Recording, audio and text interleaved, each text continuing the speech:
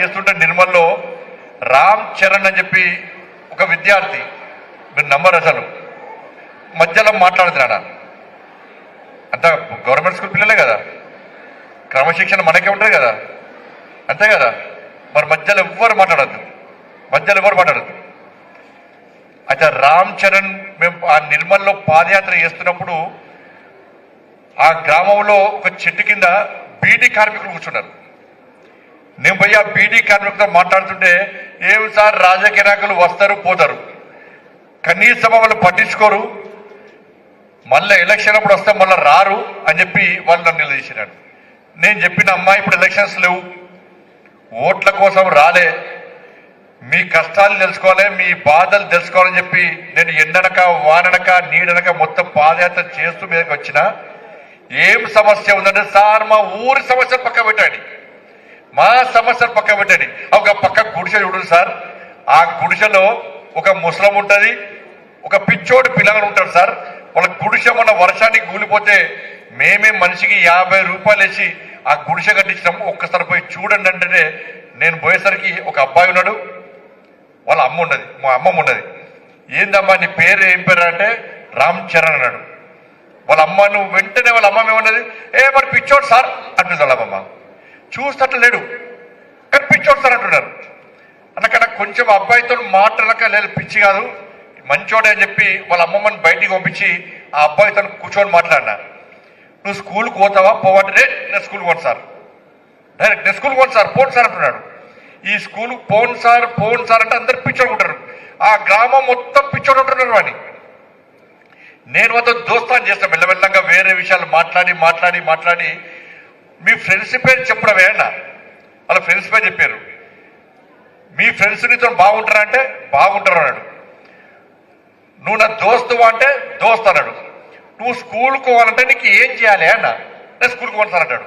అంటే నువ్వు పోకు, స్కూల్కి అసలే పోకు, నీకు ఏమి ఇస్తా స్కూల్కి పోతావంటే అప్పుడు చెప్పాడు, సార్ మాకు 6 దోస్తులం, మేము 5 సైకిళ్ళు ఉన్నాయి, నా ఒక్కడికే సైకిల్ లేదు, వాళ్ళ సైకిల్ ముడతనని కొడుతున్నారు, ఆ సైకిల్ ముట్టనిస్తే లేరు అన్నాడు. అప్పుడు అనుకున్నా, వీడికి సైకిల్ కొనిస్తే స్కూల్కి పోతాడు.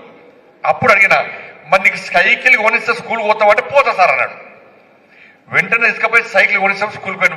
మళ్ళీ నిర్ణయం చేసుకుని ఏమైందంటే 2-3 సంవత్సరాలు స్కూల్కి పోయినట. ఇప్పుడు మన స్కూల్ బంద్ చేసినట, పెద్దోడు అయిపోయాడు. ఇప్పుడు ఇక నిన్న మా వాళ్ళకి అయిపోయినా, నువ్వు మళ్ళీ పోవాలి, మీరు మళ్ళీ పోయి వాడు స్కూల్కి పోవాలంటే మళ్ళీ ఏం చేయాలి, మళ్ళీ వేస్తా, కానీ హెలికాప్టర్ కొనిమంటే కొని అని చెప్పినా అన్న.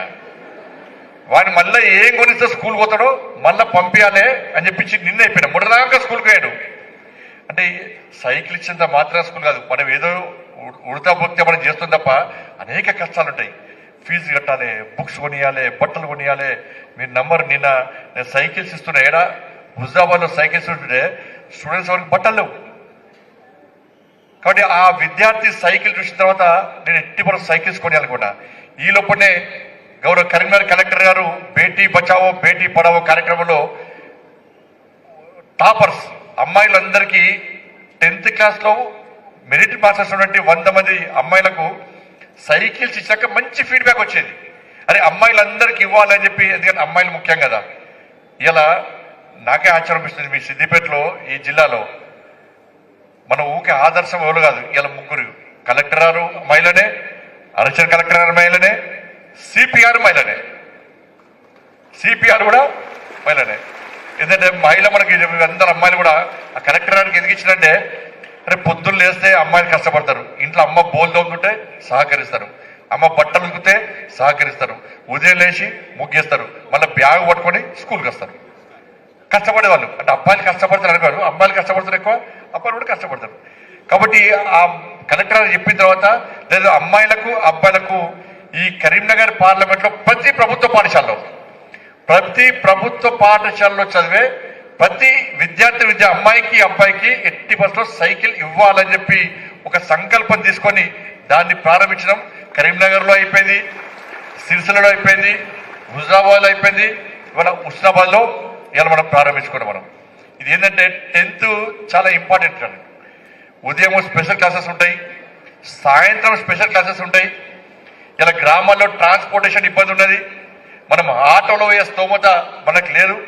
కాబట్టి ఇటువంటి పరిస్థితుల్లో మనం విద్యార్థులకు ఒక బర్డన్ తగ్గించాలి, ప్లస్ అటెండెన్స్ ప్రోత్సహించాలి, దాంతోపాటు అడ్మిషన్స్ మనం ప్రోత్సహించాలని చెప్పి ఒక ఆలోచనతో ఈ సైకిల్ ఇచ్చే కార్యక్రమాన్ని చేపట్టిన తర్వాత ఫస్ట్ కరీంనగర్లో వచ్చిన తర్వాత నాకే ఫీడ్బ్యాక్ బాగా వచ్చేది. లేదు సార్, పిల్లలందరూ చాలా హ్యాపీగా ఉన్నారు, పేరెంట్స్ అందరూ చాలా హ్యాపీగా ఉన్నారు. ఇలా నెక్స్ట్ ఇయర్ గవర్నమెంట్ స్కూల్లో 10th క్లాస్లో విపరీతమైన అడ్మిషన్స్ వచ్చే అవకాశం ఉందని చెప్పి వాళ్ళు చెప్పిన తర్వాత నేను చెప్పిన ఈ ఇయరే కాదు నెక్స్ట్ ఇయర్ కూడా ఇవాళ 9th క్లాస్ చదివే పిల్లలందరూ కూడా నెక్స్ట్ 10th రాగానే వాళ్ళకు కూడా సైకిల్స్ ఇస్తాం. నెక్స్ట్ 8th క్లాస్ వాళ్ళు 10th వస్తే వాళ్ళకు కూడా సైకిల్ ఇస్తాం. అందుకే ప్రభుత్వ పాఠశాలలో చదవండి, మీరు సైకిల్ పొందండి. బంపర్ ఆఫర్ కదా ఇది. మా ప్రభుత్వ పాఠశాల చదవటం చాలా గొప్పలు.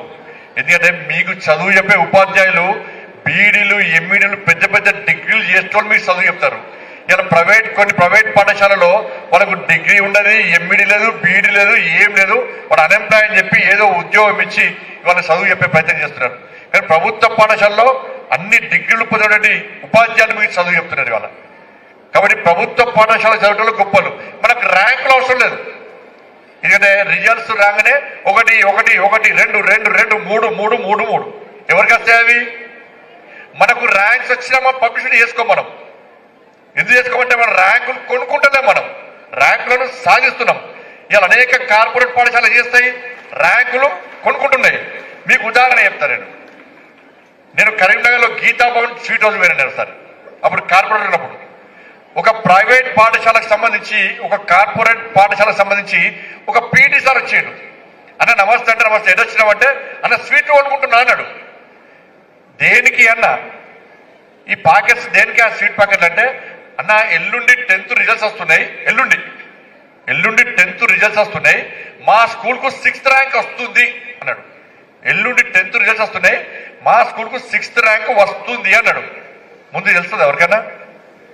నేను అనుకున్నాను ఎట్లా తెలుస్తుందా అంటే లేదన్నా మాకు వస్తుందని అన్నాడు. నేను రిజల్ట్స్ రోజు చూస్తే నిజంగా స్కూల్కు 6th ర్యాంక్ వచ్చేది. ఆ ర్యాంకు సాధించినట్ట, ర్యాంక్ కొన్నట్ట, సాధించినట్ట కొన్నట్ట. ఆ ర్యాంకులు మనకు అవసరమా? మన పాఠశాల ఉపాధ్యాయులకు లేస్తారా? మీ ప్రధానశాల కొనుక్కోమని చెప్తారా? ఏమంటారు?